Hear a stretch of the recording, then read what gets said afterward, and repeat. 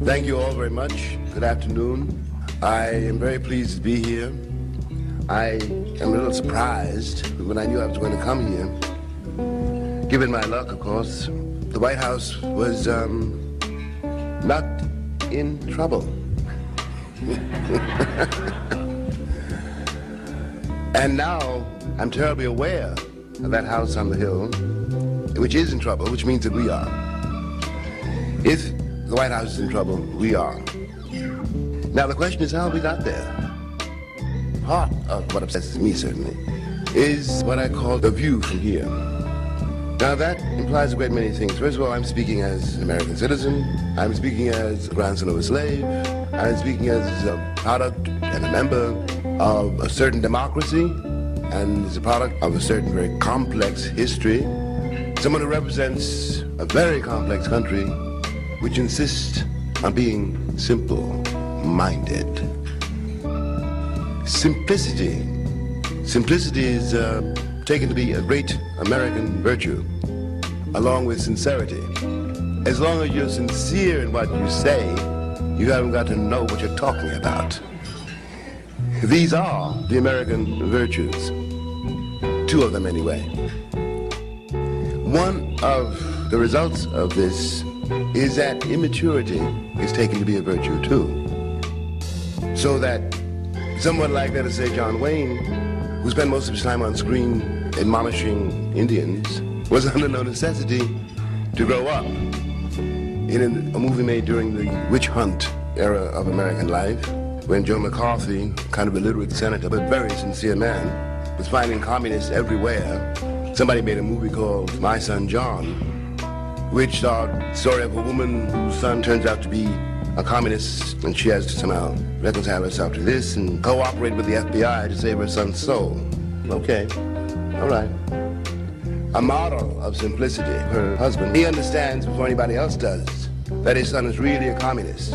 How does he understand this? Because he is such a virtuous American and is perfectly willing to put his son to death because his son is a communist. All right, I didn't make that movie, but it represented something in the climate of the times and something very, very profound in the American experience or the American refusal to endure or accept experience. One of the things, it seems to me, that has always contributed to this adoration of innocence, this adoration of immaturity, so that we really do get, representing us, a post-adolescent who's almost 80 years old. And we think of this as a virtue. One of the things, though, that has always afflicted the American reality and the American vision is this aversion to history. History is not something you read about in a book. History is not even the past. It's the present. Because everybody operates, whether or not we know it, out of assumptions which are produced only by our history. Now, the history of this country is not bloodier than that of other countries, but it's bloody. It is not more criminal than that of other countries, but it's criminal. Or in short, it is not worse than the history of France or England or any country we can name, but it's different. It's different for several reasons. A few weeks ago, I happened to have the TV set on, and I was flicking it aimlessly for a while, and then I started doing it deliberately. And what was I watching? I was watching a series of images, all of them bloody. Guns, all kinds of weapons, corpses, cowboys and Indians, good guys and bad guys. I pretended to myself I was watching a person, a human being, who was very, very, very, very ill and was trapped in these images, could not be released from them. And I repeat, we're not talking about the past, we're talking about the present. Because all of these images come out of the history which we always deny. It is important to recognize that we did steal the land from the people who were here before us. We stole it.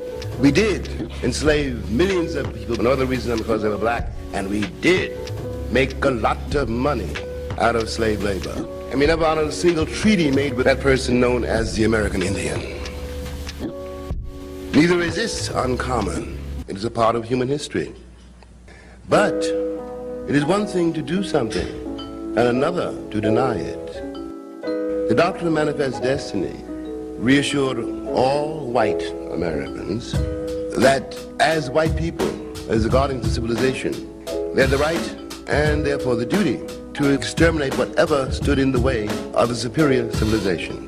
And as for Sambo, though it can be argued that slavery is a strange road to take in order to civilize someone, that was the argument, so that we can see, if we examine our legends, that very shortly after I was discovered in Africa, where I was the sometimes noble savage, I was in the twinkling of an eye. After the Middle Passage, I am found on the Metro Goldwyn Mayer backlot, singing and dancing. The noble savage is now transformed into the happy darky. No one quite knows how this happened. We are living with these myths until today, and it corrupts the view from here. As part of what has happened, in the effort to deny whence we came, we've had to make up a series of myths about it, and myths cannot replace reality. The reason that the Native American is called Indian, for example, is due to a monumental error on the part of an adventurer sent out by Queen Isabella of Spain to find a passage to India. Chris got lost, and when he woke up and saw these people surrounding him, since he had to tell Queen Isabella something, he said, "These are Indians," and took one back to Spain. This error has persisted in the language until this hour. In a similar way, once I became the happy darky, because if I wasn't the happy darky, then I was a slave. And if I wasn't happy, then something was wrong with slavery. So I had to be happy to keep the master happy. Out of this profound misapprehension has come a system of reality, a system of ideas even, a system of thought, which makes reality very hard to reach.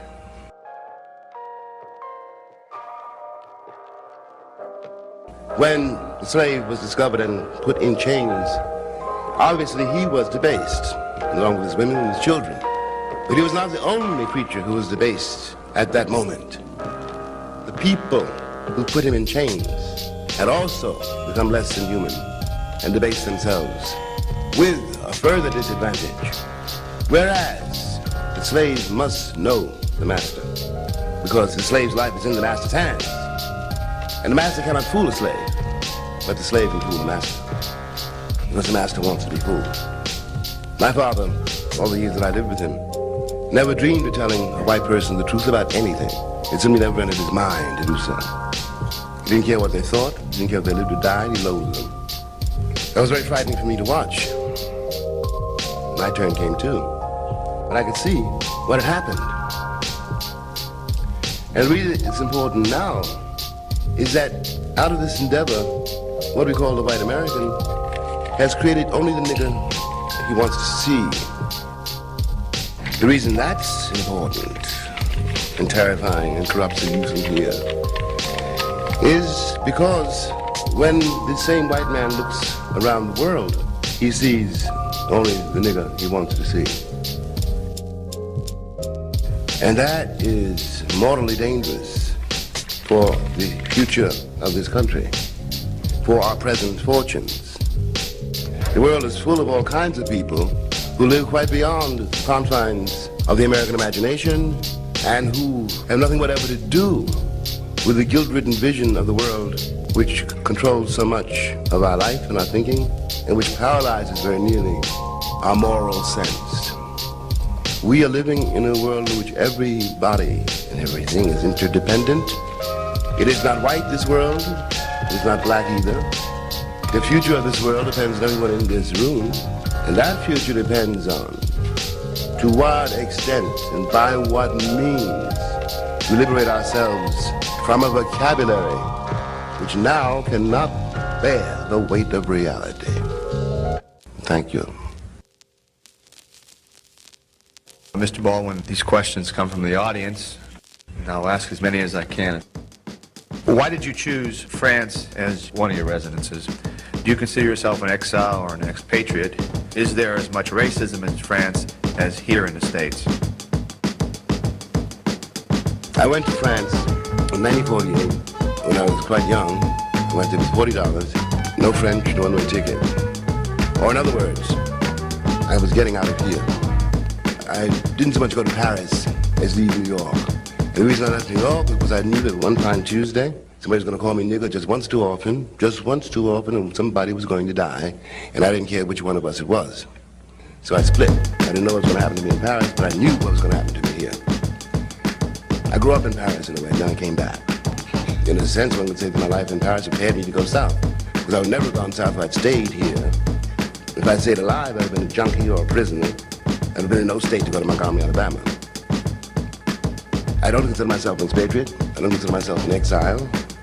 I stayed away long enough to grow up, as I put it, and now I'm a commuter, I suppose.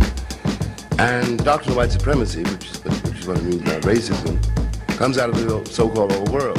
It wasn't born in America, it was brought here. And when I first went to Paris, or to Europe, French above all could always say,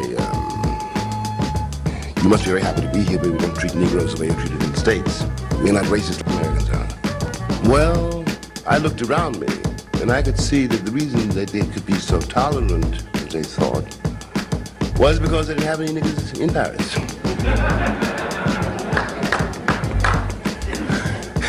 They were working for them far away, you know, Senegal, Algeria, and so forth. And so it was not a part of the social fabric. And of course it was very good for me in a way, except my mama didn't raise no fools. I realized almost at once that the Algerian was the nigger in Paris. I was poor, I was with them, in the same jails with them, the same hotels, sleeping in shifts. I know the way we were treated, and in a way that's what drove me home, because I could see what was happening in my country was the same thing that was happening in France. And since I was not French, couldn't do anything there, I came home because I didn't want to duck it. Now the doctrine of white supremacy, which seemed to have affected Europe less, the cities of Europe, London, Paris, Belgium, Berlin, it's come back to Europe, and the same thing's going on in the European cities as is going on in the American cities, for the same reason. Could you please go into detail about the role of the comportment of today's American black male? Well, I have to say something a little difficult, going back into my own history and black history. One of the difficulties about being a black man in this country has always been the difficulty of being a white man, because it is assumed so profoundly that no one has ever questioned it, I think, that the black man wants to be a white man. White men, as I've observed, are not sure they want to be white. It's got to be exhausting.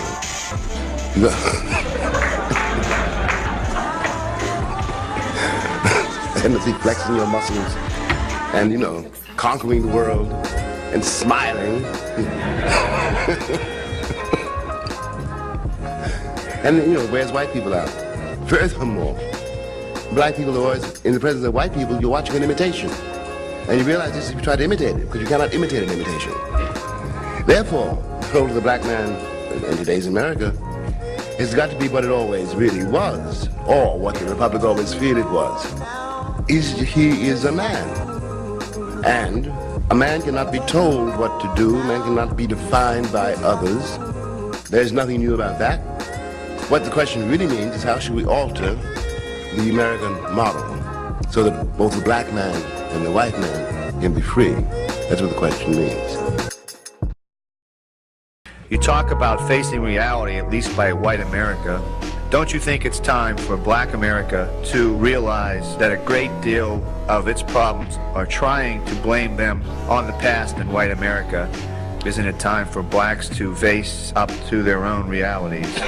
Well, I've heard that before. I don't think that black people can be accused of blaming their situation on the past, or indeed blaming their situation on anybody. The situation is much too vivid, much too terrible for that kind of self-indulgence. But people I started out with, history is not the past. The situation in the black community in this country is abominable, because this is a racist country, and every institution in this country is a racist institution. And the very last thing the Republic really wants is an autonomous black community. Everybody knows, for example, that if you build a school in a ghetto, you built a disaster factory. And the answer to that is not to bus the child to another neighborhood. The answer to that is to rebuild a city so that human beings can live in the city. Cities are not supposed to be built for money to make a few people rich. Now, if we want to deal with that, we've got to go there. In the meantime, there's no point in blaming the black community for being upset about the community, because the community has always been at war with the Republic. When we tried before, some time ago, there was a school strike in Harlem, in which blacks and Puerto Ricans came into the schools, declaring themselves responsible for the education of their children, and it was a very successful strike. I was there, like nieces and nephews in school. It was broken by the United Federation of Teachers and by the city, because they did not want, first of all, those billions of dollars, which is the education system. It is a billion-dollar business. They did not want that money controlled by blacks and Puerto Ricans. And that is what we were up against, and it's not the past, and there's no point in blaming black people for it. As a white person reading some of your stories and books, I felt a great deal of prejudice and hatred against the white race. Did I misinterpret? No, I don't think it's either prejudice or hatred against whites. After all, if I may say so, I wrote Another Country, and I wrote Giovanni's Room, which can hardly be called anti-white diatribes. But I think that whenever a black person tries to tell the truth about a situation to white people, or to people who think they're white, because white is a state of mind, it's even a moral choice. Every time, if my testimony is true, my testimony is a black citizen of this country, or a black would-be citizen of this country, and my testimony is true, then the American myth is a lie. And when this collision happens, I'm accused of being prejudiced against white people. I have better sense and don't have that much time. I don't have some white person locked up in my skull, walking around me every day and every hour. White people have a black person locked up in their skulls. And that is that's why they treat black people the way they do. You see what I mean? Mr. Baldwin, aren't you perpetuating the white-black problem by criticizing whites and glorifying blacks? If blacks and whites are supposed to be one and the same, don't you think Black History Week and similar days, weeks keep us separate? And of all this, do you feel that racism has accurately been cited as a reason for so many of today's problems? Well, I'll take the middle question first. I was not joking about White History Week. After all, I was told quite some time ago, when I was growing up, that George Washington couldn't tell a lie, and did or did not chop down the cherry tree, I forget. I'm serious about that. White Americans really do not know their history, and that's one of the reasons they're in trouble. When I suggest White History Week, I'm not really just making a parody of Black History Week, but I'm suggesting that the truth about this country is buried in the myths that white people have about themselves. And these myths have to be excavated, can only be excavated by white people. Or, in other words, I may know this history, the history of this country, better than whatever teacher is trying to teach my child, because it's in my interest to understand it in order to be liberated from it. Most white Americans cling to the idea of being white because they don't want to find out what else they might be. But if I know that I have black and white ancestors, so do you, and no one in this country can prove they're white, no one would dare to try to prove that. And I'm not trying to glorify black people or denigrate white people. I'm trying to point out that we are, whether we like it or not, connected, and that a connection should be our triumph and our glory instead of our shame. How would you assess the state of race relations in America today? How much change do you see since the fire next time? What are the true issues before American civil rights leaders today? Are any false? So on. Well, it's a very difficult question to answer, seriously, because it's the question's sincere, but it's posed in such. What I would like to do, what I would really like to do, is an idea which maybe we can take hold of in this room. I want to establish White History Week.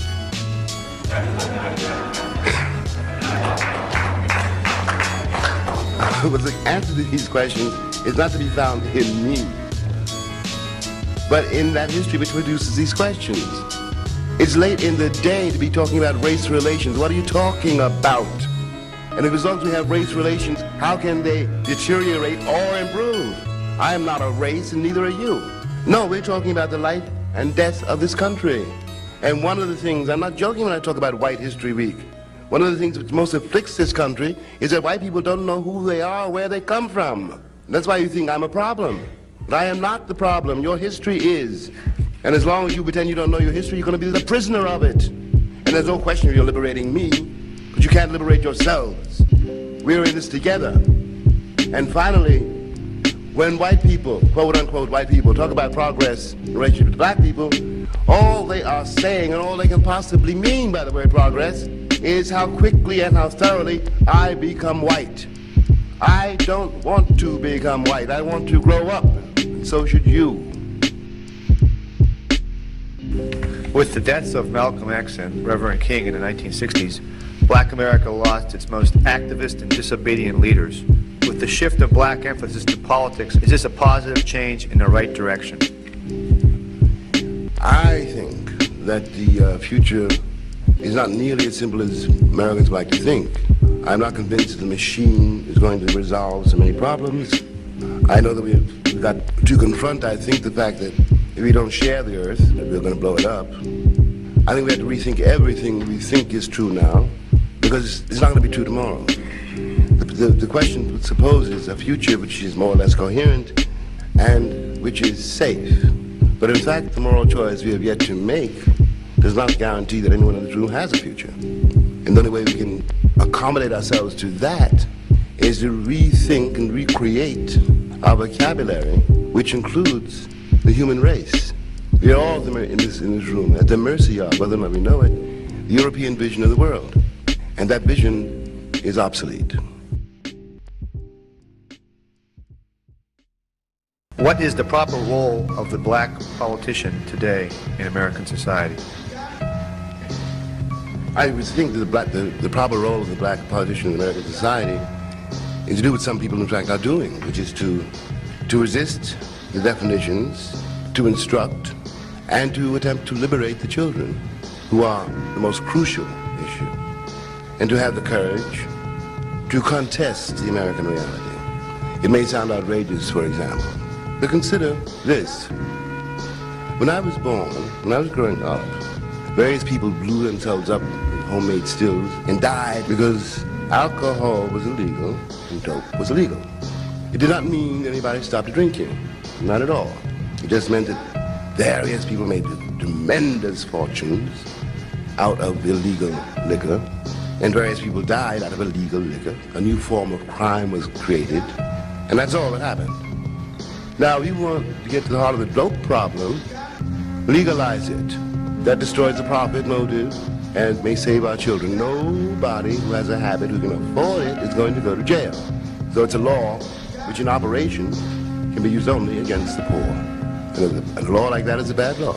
And it does not stop anybody from his fix. It just puts some people in jail and some people under the ground because a whole lot of money is being made on the anti-dope law, which does not work. That is one of the things I think a black politician might suggest to white politicians, if you see what I mean. Do you feel the problems of Southern Africa are properly framed by our media in the context of the American experience? Or should these African issues be examined more closely in their own African context? Well, I think that the American vision of Africa has got to be compulsively defensive. South Africa implicates everyone in this room. It brings into question, or it reveals, the real meaning of the civilizing mission. Because that's how Africa was civilized. But we're watching in Soweto and Johannesburg, here's the process. No matter how one might want to pretty it up, no matter what Hollywood has told us. The African context in which it should be examined, of course, scarcely exists in the American imagination. And one of the reasons for that is that it brings into focus in the uneasy American imagination the real role of black people in this country in the uneasy American imagination. The truth being, as concerns the presence of black people here, that in the generality, white people have never accepted the real meaning of it and are unable to imagine, even though it is absolutely true, that this is not and never has been and never can be a white country. we have been here together too long. And the vocabulary which we are avoiding has got to deal with that before it can deal with anything as vivid, as dangerous, and as overwhelming as the South African situation. Why do you believe that simplicity is an American virtue? Isn't the simple man a virtuous model in most societies, certainly in communist states where dissent is unpatriotic? Dissent is unpatriotic everywhere. The purpose of the state is to remain the state. Let's not be romantic about that. And I didn't say that simplicity is an American virtue. I said Americans think it's an American virtue. And isn't the simple man the virtuous model in most societies, certainly in communist states where dissent is unpatriotic? The simple man depends, well, it depends on what you mean by simplicity. Simple is not necessarily simple-minded. Or one goes this far and say that no man is simple. That is not possible. It's a contradiction in terms. Every society has a model of itself. And every society's model of itself is false. Let us face that too. No state is anxious to have dissenters in it, including this one. And there's more than one way to skin a cat, and more than one way to silence a dissenter. Do you think that this administration, the Reagan administration, has a different attitude toward the black population in South Africa and its concern about the nationalists in Nicaragua? If so, is this racial? Well, they have no concern. Let's be very blunt about it. I don't think this administration has any concern with Nicaragua either. It has concern with what it takes to be its interest.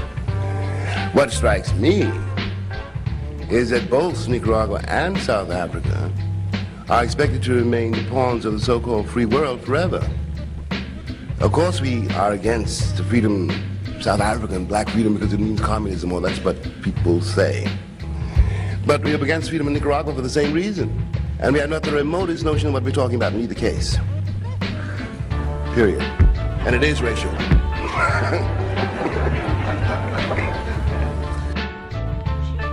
Would you please comment on Wole Soyinka and the Nobel Prize awarded to him in 1986?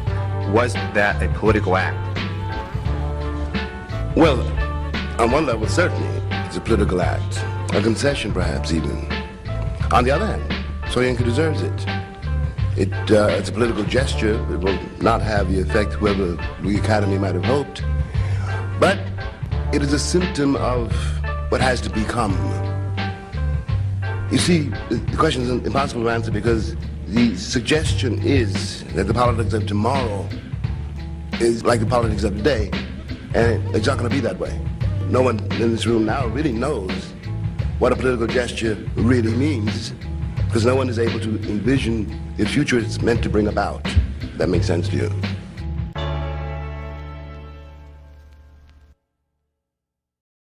There is a movement of brilliant young women writers, Toni Morrison, Alice Walker, others. Could you please comment on the influences, including yourself, that have produced this movement? That's by no means an easy question, is it? Partly because I know all those ladies, and they're friends of mine. And I'm always a little frightened because I'm afraid to leave somebody out. But anyway, I know them all. I think, first of all, that the arrival of Toni and Maya and Paul Marshall and Alice Walker, for example, Louise Merriweather, was, in a way, inevitable. It had to come about because of the role that black women have played in this country, and more specifically, the role that black women have played in the lives of all black men. And that has always been a very troubled and even dangerous role, because of the position of the black man in this republic, which makes the situation of black women who have got to respect their fathers and find a way to protect their sons and their lovers without emasculating them. It was time that she began to tell something of that story. It is in some senses been condemned, but I think I welcome it as the ventilation, so to speak, of a family quarrel.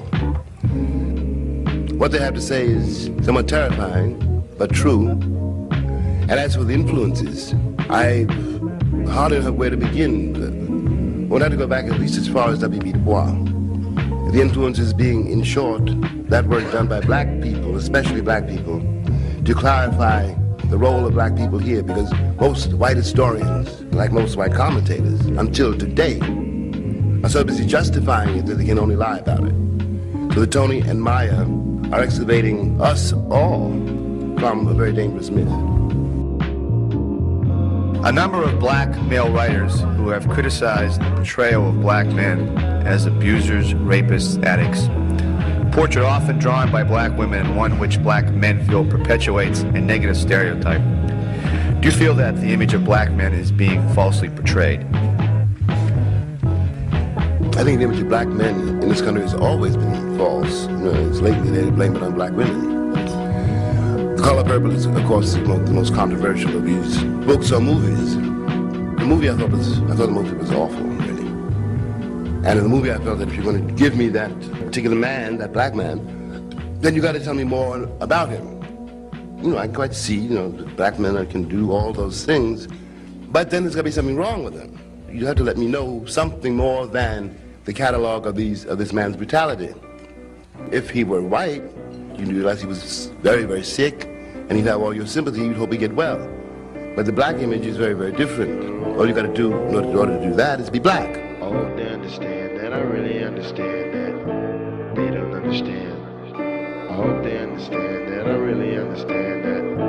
They don't understand. Well, it's an image of black people which is not entirely Alice Walker's fault. That is the way the Republic has seen black people, black men, since they've heard of black men.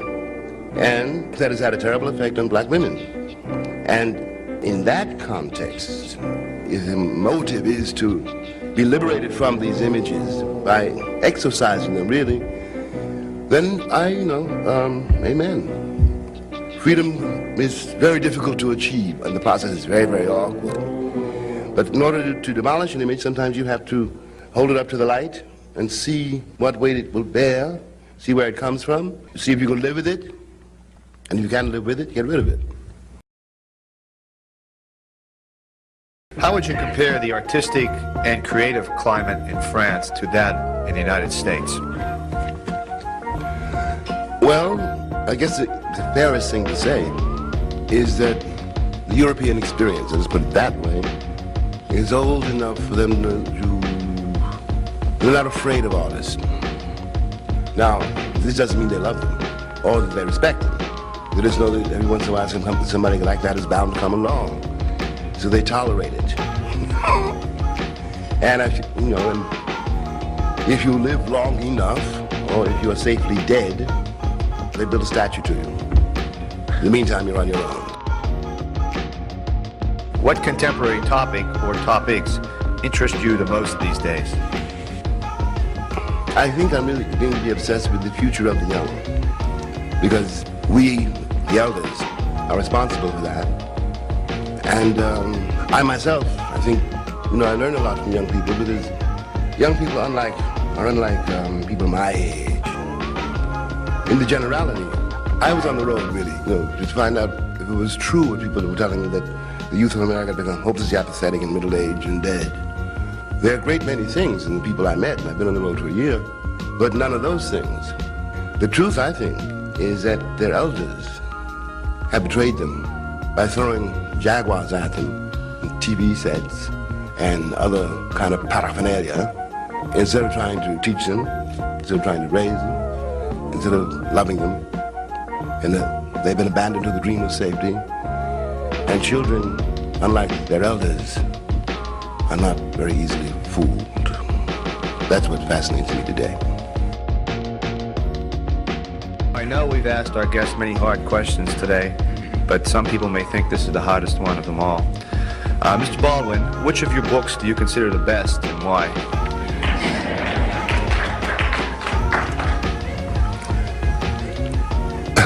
I think every writer,